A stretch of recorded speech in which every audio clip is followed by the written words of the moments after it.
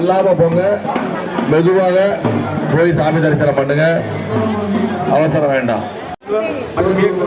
நிறுவனங்கள் நாகர்கோவில் அவர்களுடைய குடும்பத்தார் இங்கே ஒரு தையல் கொடுத்து இந்த மாமல்லத்திற்கு சிறப்பு சேர்த்திருக்கிறார்.